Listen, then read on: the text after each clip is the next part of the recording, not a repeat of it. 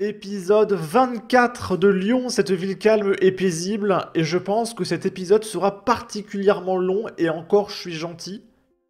J'ai honnêtement un truc comme, allez, 20 articles à traiter sur Lyon. Mais voilà, je les garde pour d'autres épisodes, sinon cette vidéo ferait 1h50, d'accord? Et ce qui est hilarant, c'est qu'il y a le maire de Lyon, Grégory Doucet, qui est un écolo, qui a, avec les impôts des Lyonnais, financé de faux témoignages de faux habitants pour expliquer que tout va bien à Lyon. Et ça a coûté, je crois, 700 000 euros. Vraiment, mais c'est complètement lunaire. Vidéo vantant le bilan de Grégory Doucet à Lyon. Des témoignages de citoyens lyonnais pas si neutres que ça. Ils sont présentés comme de simples habitants, mais leur profil raconte une autre histoire. Deux profils choisis pour illustrer les effets des politiques municipales apparaissent comme proches des élus écologistes, à des degrés divers. Un choix qui interroge. Alors que la tournée de fin de mandat de Grégory Doucet agite déjà le débat politique local, parce que du coup, il va y avoir de nouvelles élections, et Grégory Doucet a vraiment besoin de montrer que tout va bien à Lyon. Alors que tout va pas bien à Lyon. Ça devait être dans le top 3 des plus gros trous à merde de ce pays. Bah d'ailleurs, vous le notez, dans mes vidéos de type quelque chose, ville calme et paisible, la ville qui revient le plus, c'est Lyon. Voilà, on en est à l'épisode 24. Je crois que la deuxième pierre, ça doit être Grenoble. On est à 10, 11, 12 par là. Vraiment, Lyon, on ne parle que de ça, j'ai l'impression. Mais tout va bien à Lyon, d'accord? Et du coup, cette tournée a coûté 700 000 euros par l'opposition contre 228 000 euros selon la ville de Lyon. Un autre sujet qui pourrait aujourd'hui faire polémique. Car outre les réunions publiques et le tirage d'un hors-série du magazine municipal consacré au bilan, la mairie écologiste a fait réaliser des vidéos mettant en avant des Lyonnais lambda censés vanter le travail effectué depuis 2020. Or, deux témoignages mis en avant dans les clips de communication de la ville de Lyon sont remis en question pour leur apparente neutralité. Parmi les vidéos intitulées « Ça change quoi pour ?», où des habitants racontent comment leur quotidien s'est transformé depuis le début du mandat de Grégory Doucet, celui de Marion a attiré l'attention. Présentée comme une simple mère de famille ravie des nouveaux aménagements devant les écoles, Marion affiche pourtant sur ses réseaux sociaux personnels de nombreux messages de soutien aux élus écologistes. Elle y félicite notamment les organisateurs de la fête de l'écologie du Rhône, où elle exprime son admiration pour les interventions de Marine Tondelier et Bruno Bernard, ou même de certains vice-présidents de la métropole de Lyon, normalement plus confidentiels pour le commun des mortels. Son profil professionnel est un copier-coller frisant le cliché de certains élus lyonnais. Études à Paris, des voyages à travers la planète, une écolo, une appétence pour l'humanitaire et les enjeux écologiques, et une arrivée à Lyon à la fin des années 2010. Et cette dame est présentée comme une citoyenne lambda qui passait par là, voilà, c'est le hasard, qui explique que c'est quand même vachement cool, Lyon, voilà. Tu peux courir, mais tu m'attends au bout, hein. Je m'appelle Marion, j'habite dans le 3e arrondissement de Lyon et tous les matins j'emmène mon fils à l'école Léon Jouot en passant par la rue Léon Jouot. On y va à pied. La rue Léon... Alors désolé mais ça me fait rire. À droite il y a écrit dossier Grégory Doucet en garde à vue.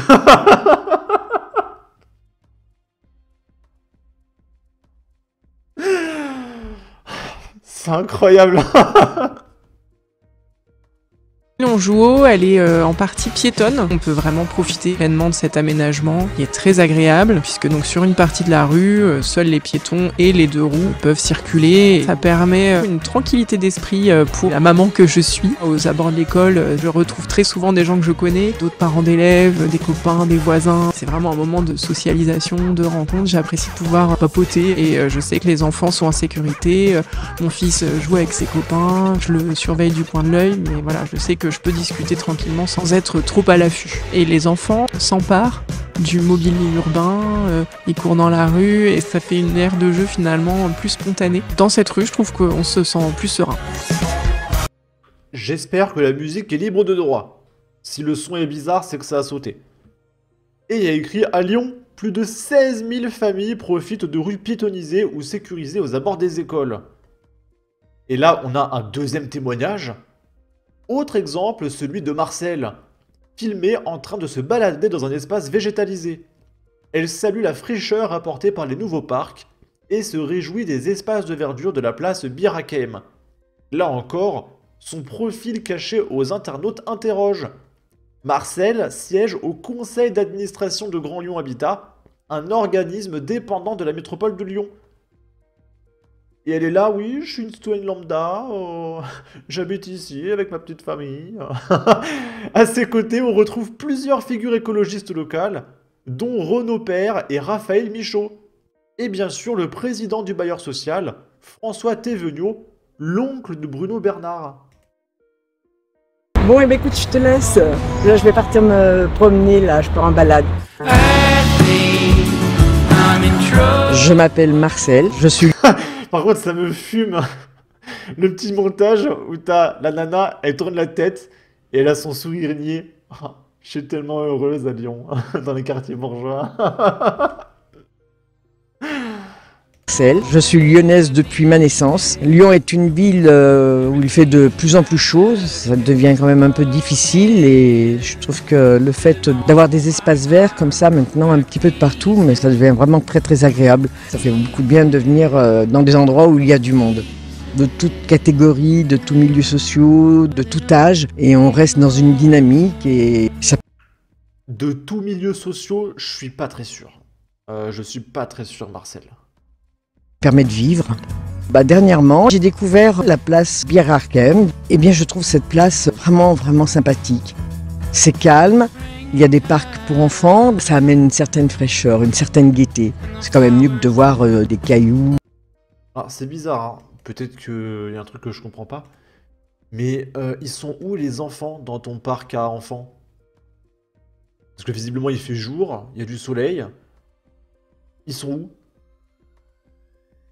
Est-ce que ce serait pas, je sais pas, une petite plaque tournante de deal, ou alors il y a un truc que je comprends pas. Est-ce que les journalistes ont dit dégagez, on fait un tournage? C'est bizarre. Ça amène une certaine fraîcheur, une certaine gaieté. C'est quand même mieux que de voir des cailloux ou du béton. On a une sensation de liberté. À Lyon, près de 2000 arbres en moyenne sont plantés chaque année. En vrai, moi, je trouve que c'est bien de faire des espaces verts. Malheureusement, on a vu que c'est pas le cas dans tous les quartiers de Lyon. Voilà. Ces prises de parole posent question non pas sur le fond, mais sur la manière dont elles sont présentées. Comme des paroles spontanées de Lyonnais lambda, alors qu'elles émanent de personnes engagées ou proches de la majorité municipale. Interrogée sur le processus de sélection de ces témoins et sur la connaissance préalable de leur profil, la mairie nous répond. Dans le cadre de cette campagne, la ville de Lyon a reçu des propositions de la part des services, des associations, des mairies d'arrondissement et du prestataire vidéo. Ce sont tous des habitants qui ont accepté de témoigner sur leurs usages. Des habitants proches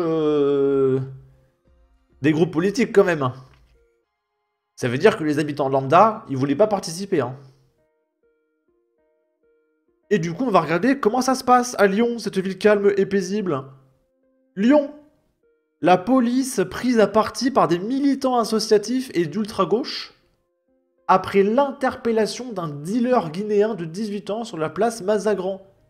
Il était armé d'une bombe lacrymogène. Et il y avait des militants d'extrême gauche. Ouais, arrêtez d'arrêter les criminels. Laissez-les dealer un petit peu. L'interpellation d'un dealer et de son client, mercredi peu après 20h, sur la place Mazagran à Lyon, s'est révélée délicate. Témoins d'une transaction, les policiers ont interpellé un vendeur de stupéfiants, ainsi que l'un de ses clients. Le vendeur, un jeune Guinéen de 18 ans, qui était porteur d'une petite bombe lacrymogène, a tenté de s'opposer à son interpellation et s'est rebellé. Un groupe hostile, composé notamment des membres d'une association du quartier et de militants d'ultra-gauche, a pris à partie l'équipage durant son intervention. Centre de rétention de Lyon. La nourriture ne leur convient pas. Des retenus algériens provoquent une émeute. Mais c'est une blague. Mais si tu voulais pas manger de la merde, fallait pas être en prison en fait. Tu comprends ça? Ce lundi soir, des retenus ont provoqué une émeute au centre de rétention administrative de Lyon à Saint-Exupéry. Selon Europe 1 qui révèle les faits, il s'agissait de ressortissants algériens. Ces derniers sont passés à l'action lors de la distribution du repas du soir, estimant que la qualité de la nourriture laissait à désirer, punition selon eux des autorités françaises à cause de la crise diplomatique avec l'Algérie. Les retenus ont alors projeté leur plateau repas et ont refusé de regagner leurs cellules. Le personnel du CRA a fait appel aux forces de l'ordre qui ont fait usage de gaz lacrymogène pour faire revenir le calme parmi les émeutiers. Un calme de courte durée, puisque par la suite, ces Algériens, voués à être expulsés, ont réussi à provoquer un incendie qui a été maîtrisé. Face à cette situation, la députée RN du Rhône Tiffany Joncourt appelle dans un communiqué à la création immédiate de nouvelles places en CRA, au renforcement des effectifs et à l'expulsion systématique des délinquants étrangers. Il est temps de rétablir l'autorité de l'État et de garantir la sécurité de nos forces de l'ordre. La parlementaire avait visité à plusieurs reprises l'an dernier les 2 CRA de Lyon, dont une fois avec des journalistes de Lyon Mag, et avait constaté une situation explosive. Locaux inadaptés, majorité de retenus sortant tout droit de prison, effectifs insuffisants, climat de tension permanent, etc. Ensuite, Lyon. Un adolescent de 13 ans s'est fait pointer dans une piscine municipale. Selon Actu.fr, le 7 avril 2025, un adolescent de 13 ans aurait été victime d'un pointage à la piscine Garibaldi, située dans le 3e arrondissement de Lyon. Selon les autorités, le suspect a été déféré devant un juge d'instruction le 9 avril dans le cadre d'une enquête pour pointage sur mineur de moins de 15 ans, avec une demande de placement en détention. Le parquet n'a pas communiqué sur le genre de la victime. Mais on peut supposer que c'était une gamine. Voilà. Là, c'est une vidéo que je ne peux pas montrer. Il y a eu des affrontements. Voilà, c'était un petit peu virulent. C'était le 27 avril. Il y a une bande de 20 mecs, voilà, qui se foutaient sur la gueule. Ça dure 1 minute 15.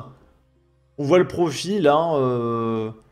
Basket, banane, cagoule, ok. Et ils se foutent sur la gueule, ça s'envenime. Et les commerces autour qui prennent, les voitures, etc. Ok. Lyon. Une dizaine de coups de feu ont retenti à l'entrée du parc Georges Bazin, 3e arrondissement. Des impacts sont visibles sur les grilles et un caisson électrique. La police enquête sur le calibre et a sécurisé la zone avec plusieurs étuis retrouvés, c'était le 28 avril. Et il y a une petite vidéo, on voit qu'il y a des balles, enfin des trous plutôt, sur les barrières. Et là, on voit le caisson électrique qui est criblé de balles, qui est tagué, etc. Ok. Et on va terminer avec ça. On est à Lyon. Une étudiante chinoise s'est fait agresser. On lui a dit, fais des choses à ta maman. Et là, je vais prendre des pincettes, on est sur YouTube. Sale. Plus loin, je cite, chinoise. Le caractère raciste n'a pas été retenu par la police. Lorraine des Asiatiques à droite qui nous dit « Seul Lin Landau et ses cinglés de comparses s'accrochent encore à l'idée que nos agresseurs sont des Gaulois. L'enquête ne retient évidemment pas le caractère méchant de cette agression qui est tout sauf un cas isolé. Pour la gauche, les Asiatiques sont des whites adjacents. Nos réussites dans nos pays d'origine, comme en tant qu'immigrés, nous rangent parmi les soi-disant dominants. La méchanceté et le ressentiment sont donc discrètement tolérés contre nous, comme si les agresseurs perçus comme dominés avaient un passe-droit. Leurs agressions sont excusées, la méchanceté est passée sous silence. Blancs, membres d'une certaine communauté asiatique, sommes leurs cibles. Et les prétendues victimes, choyées par la gauche complice, sont en réalité les bourreaux. Tout le monde sait, et je parle d'expérience, largement corroborée par d'autres asiatiques, qui osent le dénoncer. Les faits se sont déroulés dans la nuit de samedi à dimanche, aux abords de la place Bellecour. La victime a été transportée à l'hôpital par les pompiers. Elle affirme que l'agression avait un motif méchant, même si l'enquête ne le retient pas. Ce n'est pas la première fois que je vis une agression méchante, mais c'est la première fois que c'est aussi violent, témoigne auprès du procès l'étudiante chinoise. Installée depuis 4 ans à Lyon, la victime âgée de 28 ans, qui souhaite rester anonyme, confie avoir déjà été visée par des insultes envers les Chinois ou les Asiatiques. Mais samedi, les insultes sont devenues des coups. Tard dans la soirée, elle venait de traverser la rue de la Barre à Lyon 2e arrondissement avec l'une de ses amies également chinoise quand elle a été, selon son récit, insultée par la passagère d'un véhicule qui venait de s'arrêter. Fais des choses à ta maman. Sale, je cite, plus loin, chinoise, aurait-elle lancé. L'étudiante dit s'être rapprochée du véhicule pour lui demander pourquoi elle tenait de tels propos. Elle affirme que son interlocutrice est sortie du véhicule, lui a mis une tarte et lui a très violemment tiré les cheveux. Et ils vous ont fait quoi les Chinois? Ils sont gentils comme tout, ils sont tout mignons, ils sont respectueux, ils travaillent, ils bossent. Enfin Pourquoi cette haine? Et l'étudiante raconte avoir tenté de la repousser, mais les coups auraient continué. Selon la DIPN du Rhône, les policiers municipaux ont interpellé une conductrice de 27 ans et sa passagère de 26 ans à la suite de ce différend. Les deux femmes ont été placées en garde à vue. Une composition pénale a été notifiée à la conductrice pour une conduite sous l'emprise d'un état alcoolique. La passagère, défavorablement connue des services de police et évidemment toujours en liberté, s'est vue délivrer une ordonnance pénale contraventionnelle pour des violences volontaires commises sur la victime. Le caractère méchant de l'agression n'a néanmoins pas été retenu. Voilà, et après à Lyon, il y a Grégory Doucet qui va payer des faux témoignages pour dire que tout va bien et qu'il faut voter pour lui. Voilà, on est pas mal, on est pas mal. Sur ce, n'hésitez pas à donner votre avis, votre opinion, à partager, liker, commenter, ça aidera au référencement de la vidéo sur YouTube. Abonnez-vous, suivez-moi sur Twitter, prenez soin de vous, salut!